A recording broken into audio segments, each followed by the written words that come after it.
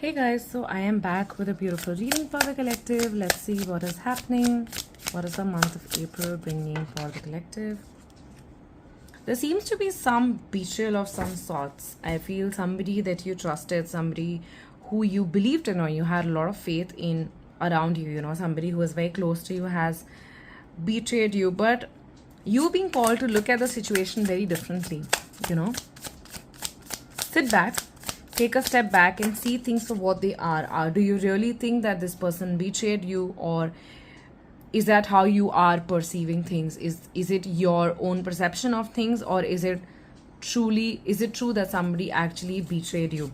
The Sun card in reverse also speaks about, you might not be feeling in the best of the moods. You might not be in the best of the moods, and I feel it could be a gloomy phase of life where you are constantly doubting people, or where you're constantly in a space where you're not trusting people. And that's so true, right? Sometimes when we are not in a good mood, we often tend to not trust people, and that's mostly projection, because that's how we are looking at things, that's how we are feeling, and that's how we believe the whole world is thinking and feeling about us.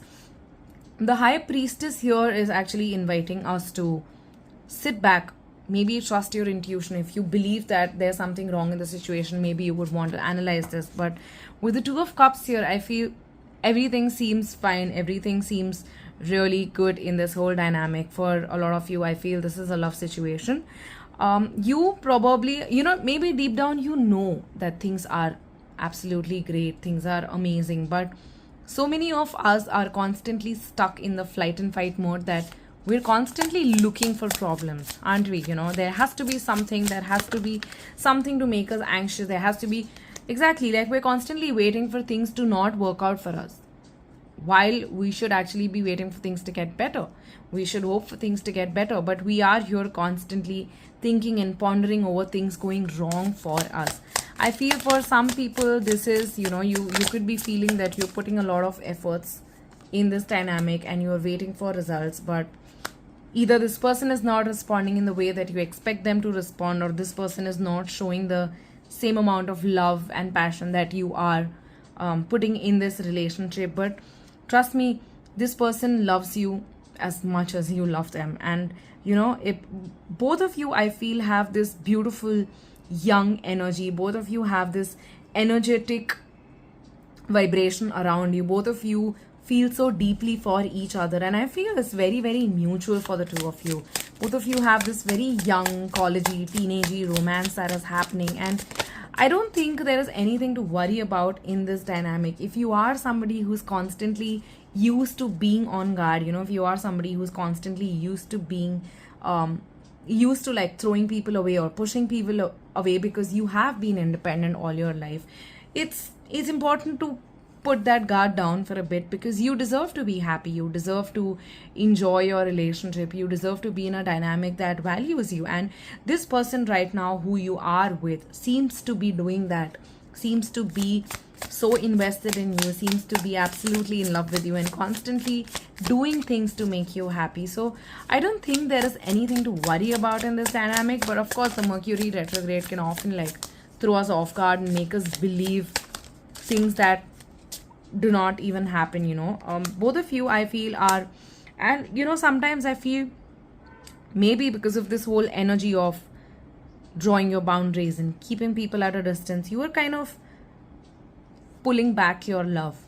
But maybe it is a pattern that you need to heal from, right? When we have constantly been in dynamics that do not serve us, and suddenly you find this person who's absolutely healthy, who's a walking green flag, we do not accept it. It becomes very difficult to accept a person who is not toxic, because most of us are so used to this toxicity that it becomes difficult for us to believe and accept that somebody so good could actually be a part of our lives. But it's important to understand that you have done all the work and you deserve to be with somebody who is equally invested in you, and this person does seem to be the kind of person.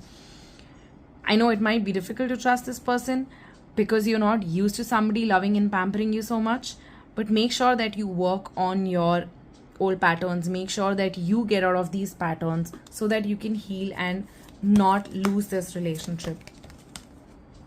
No. Yep. And it's here, what you called to do, what you're being called to do is focus on what you actually want from this person, focus on the dynamic, focus on exactly the outcome that you want out of this relationship, while also letting go of all the negative stories that you have about this person or about this dynamic, but more importantly the stories that you have about yourself. It's only, I mean, we know, right? We are creating our realities, we are creating our own reality on moment to moment basis. So why would you want to focus on something that is not helping you? If you constantly keep weaving negative stories about a person, you will end up manifesting that, and then of course you will fall back in the same old cycle of this is not working out for me, or this is not for me. But in essence, the truth is, if you are going to focus on the negative will absolutely, of course, turn around and come back to you. We have the divine masculine here, and we've got assessing. So of course, exactly like I was telling you, it is important to, you know, when good things come, it's important to accept them and welcome them with the same enthusiasm that we usually welcome negative things, which is of course a paradox, but you need to welcome good things as well. So yes, you deserve this. We've got the divine masculine, and it's important for you to start assessing and understanding what you're doing and whether what you're doing is right or wrong. Thank you. I'll see you in the next video. Bye.